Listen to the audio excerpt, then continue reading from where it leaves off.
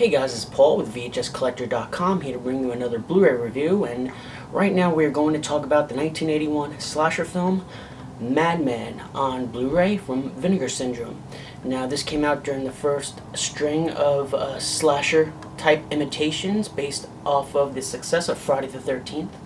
And I first saw this on DVD from Anchor Bay. That release was like, how many years ago? It was like over 10 or so years ago. It was a long time ago.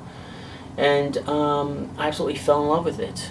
And that release, I believe, had a commentary track and some trailers, TV spots. It didn't have any more than that, but I was so happy with just the commentary track. If I had to choose any feature on any DVD to have, most certainly it's the commentary track, because we can have some interviews, video interviews with talking heads and stuff, which is fine, but what's better than just watching the movie and listening to the cast and crew talk about the movie? It's like a 2-for-1 deal. I think it's so much better, a commentary track, than an interview or like a featurette or a mini documentary about the movie. That's what that release had, the Anchor Bay release.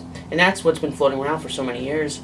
And then Code Red did a DVD release, and that was quite a controversial release, if I remember. I never actually got my hands on that release. It seemed to have went out of print rather quickly, but I believe that had the same commentary track, and it had a 90-minute documentary. What was it called?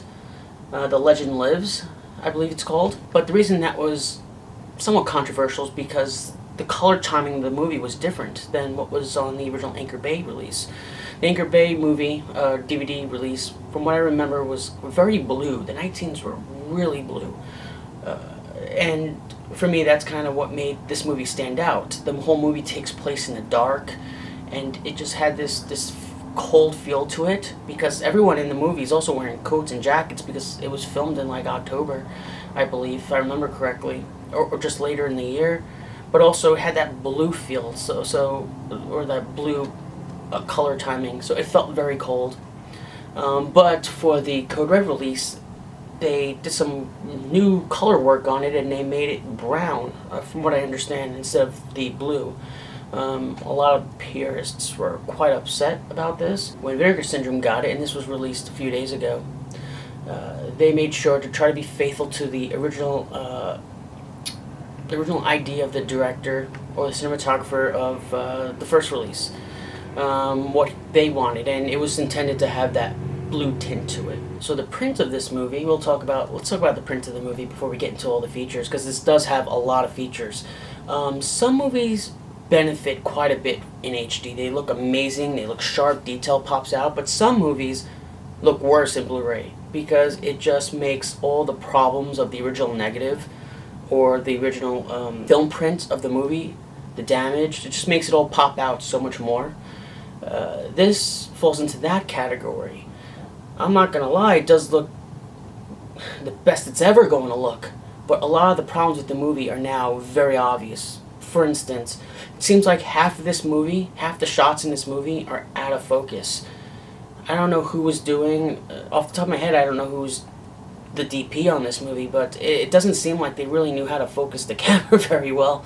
And I noticed this on other movies. Now that we have HD, we'll watch a movie that we loved watching growing up, and now we watch it in HD, and we can notice, wow, a lot of these shots are out of focus, and I never even realized. This falls into that category, except that a lot of the movie is out of focus. It's not so out of focus that it's distracting, but it's certainly noticeable. Also, when I remember when watching the Anchor Bay DVD that there seemed to have been some weird, it's not damage, I just think it's like an issue with the camera, but these vertical pink lines on certain shots of the movie, quite distracting on that print alone, the Anchor Bay print. On here, they're very evident. They're very crisp lines that are right over people's faces during well-lit scenes. It's very distracting, and it's very annoying. And I'm surprised that Vinegar Syndrome made, as far as I can tell, no effort to try to fix that. I know it could be difficult to go frame by frame and fix some of that stuff, but it looks like at least some of it could have been fixed.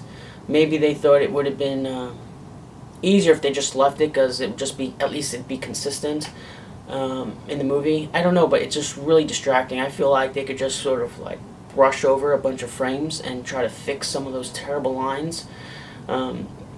It's weird because that issue is never addressed in here at all. So let's look at the features here. This has a lot of stuff. As I mentioned, it has The Legend Lives. This is a 90-minute documentary that was on the Code Red DVD. And they brought it over to here, which is great. Except, there's a few problems I have with this. And one of them is that this is in standard def. It's not even in good standard definition. This is what I'm thinking. I'm thinking that this documentary was so compressed to fit on the same disc. I think it was a single disc, that Madman DVD from Code Red. It looks like it was so compressed to squeeze on there, because you had 2 full-length movies on there, on that Code Red DVD, that it becomes like kind of pixely when you start to condense video footage to fit onto a disc. So what I'm guessing is that they just ripped this documentary from that Code Red DVD. Why couldn't they go back to the director, Victor Bonacore? Did he not have an HD print of this movie? Like, I don't understand. It's his project. Did he not shoot this in HD? It wasn't that long ago. I feel like they could have gotten a better print of this movie. Even if he did shoot this in SD, standard definition, he should have a better standard definition version of this documentary than what's on here. But that doesn't make it completely unwatchable. That's just me nitpicking, I admit it. But there's another problem on here which I don't think is nitpicking. The other issue with the documentary is that a lot of it is out of sync. The audio is slightly out of sync, and it's a little distracting. It's not a dramatic sync issue, but it's slight, and it's enough to be annoying. So that kind of stood out to me, and I wondered how that kind of flew by, how they did not notice that. Maybe it's on just, I can't imagine it would be on just my disc, but anyway.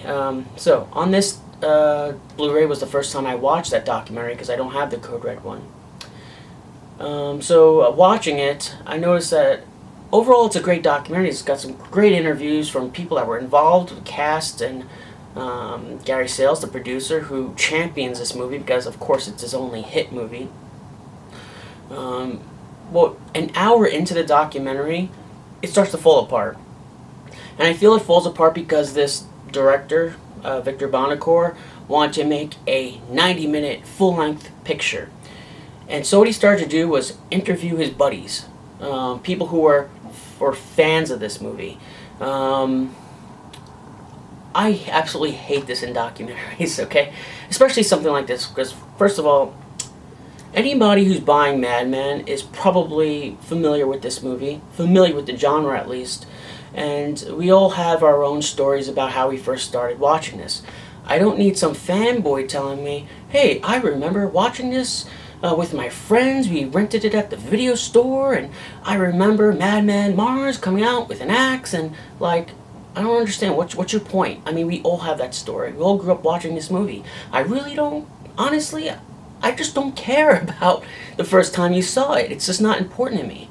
I'm watching this to learn about Madman. I'm not here to listen to your little memories about the movie, because it has absolutely nothing to do with the production of the movie. There is, I guess, a huge fan base for this movie, but I just feel like it's not relevant to the story of Madman. I know that doesn't make sense, because it should be, but I guess, as someone interested in history and archival work and preservation, I'm more interested in the film and the movie itself. I don't care about your story. It doesn't add anything to the story of Madman for me. I know this movie has fans. I have a Madman t-shirt. I go to the conventions. Like, I know the story. This movie has fans out there. I just don't need to hear you ramble on about your first time renting this from the video store. We all have that story. Or renting it on VHS or on DVD. It doesn't matter to me. Okay? I'm just saying. Some people might like that aspect of it. But for me, whenever we see these documentaries where they start interviewing fans, here's my big impression of that. I feel like the director of some of these just want to get their friend in their video or in their project. So they kind of shoehorn them in there, and I think that makes this suffer quite a bit. That's what I liked a lot about Crystal Lake Memories, opposed to His Name is Jason, right? Because Crystal Lake Memories is all about the movie. They might have had one guy on there that might be considered some kind of critic or something. But overall, didn't have some fanboys making fun of the movie in Crystal Lake Memories like they had in His Name was Jason. I hated His Name was Jason. They pretty much made a joke of the entire series. And I don't think they spent enough time on the franchise itself. But Crystal Lake Memories was great because we had tons of actors and actresses and directors and crew and makeup people. That was awesome. But when you start rambling about, you know, when you start, I guess, making fun of different things of the movie, or when you start to tell me about your personal experience with the movie, I don't care. That's not important to me. That's just me, of course. But overall, I did like the documentary. There's a lot of cool, interesting stuff in it. But, yeah, those are just a few things that stood out to me. The sync issue, the bad picture quality. I feel like there could have been a better effort to try to make that documentary more presentable. So let's look at the other features on here. For this, it seems like Gary Sales, the producer, had a lot of involvement in this. So he put together his own little features on here that he clearly made himself and edited himself. One of them is Madman Alive at 35, which is I think it was like a 10-minute, 12-minute featurette of him, Paul Ehlers, and the character plays Richie, Jimmy Steele. They all come together at I think Paul Ehlers' house or something, and the three of them talk a little bit. It's really short, and I guess it's a little interesting, but I found it very interesting that it's in such bad quality. It looks like it was shot maybe this year or the year before. Why does it look all gritty and grainy like it was ripped off YouTube in standard definition? It's just really bizarre. And when I checked the bitrate on it, the bitrate was flying and, you know, really high, and it certainly doesn't look like it, so I'm not really sure what happened there. But this is about 12 or 13 minutes. I don't remember what it was, but I guess it's interesting to see Richie, what he looks like now, the character. But we do get a lot of stuff in The Legend Lives, the 90-minute documentary, so there's not much more that is going on in this new little feature. It doesn't hurt that it's on there, but it doesn't really add more to the story, except that it does have Jimmy Steele, who wasn't on that documentary. So you do get a little bit of him, but I wish that that new featurette was just him, because he's the only new person. So I don't understand why it's Paul Ehlers and Gary Sales again. And also, Gary Sales does a featurette on just himself, talking about his career. This is actually kind of interesting to get a little bit of backstory of Madman and how this I guess movie sort of evolved, the beginning of it, and all these things. So this is about, I think, maybe 12-15 minutes. It's interesting, nonetheless. That's one of the features. That's not listed on here, I think, on the back, but it's one of the features on there. Another feature created by Gary Sales is a featurette called Music Inspired by Madman. This is just slopped together by Gary Sales. It looks terrible. It's in low res. And it has, it's a video that has 3 songs, or I think 5 songs actually, from different artists that were inspired by Madman. One of the songs by the band Mortician, a death metal band that I've heard of, they have the lyrics for the song, but they don't have the song itself. I guess they couldn't get the rights. But all these songs are terrible. I think one of the songs is from Darren Miller, I think his name is, from that band CKY. It bothers me immensely that he's on absolutely everything. Why are people keep flocking to this guy for interviews? Like, I don't understand. He was also interviewed on the 90-minute documentary on here. Why? I don't understand. This guy liked horror movies growing up. Big deal. He didn't make them. He didn't star in them. So what's the point? Why are we all flocking to him like he's some genre expert? He might be a genre expert, but it never sounds like he is from all the interviews that I've listened to. So I don't understand why why everybody who makes these DVDs or documentaries just flock to him.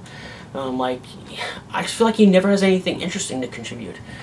Do horror fans, or I mean, do the people who make these DVDs or documentaries think he's some kind of celebrity that loves these movies? Most people don't even know who he is. Most people, you say CKY to them on the street, nobody knows what that band was. Like, I don't understand. Why is he on everything? I know, like with Don't Go Into the Woods. He's on that DVD somewhere, and I think maybe he's on a commentary track or something, I don't remember, but why is he on everything? It's just so annoying. That's kind of like Eli Roth. He's always interviewed for everything, but at least Eli Roth made movies.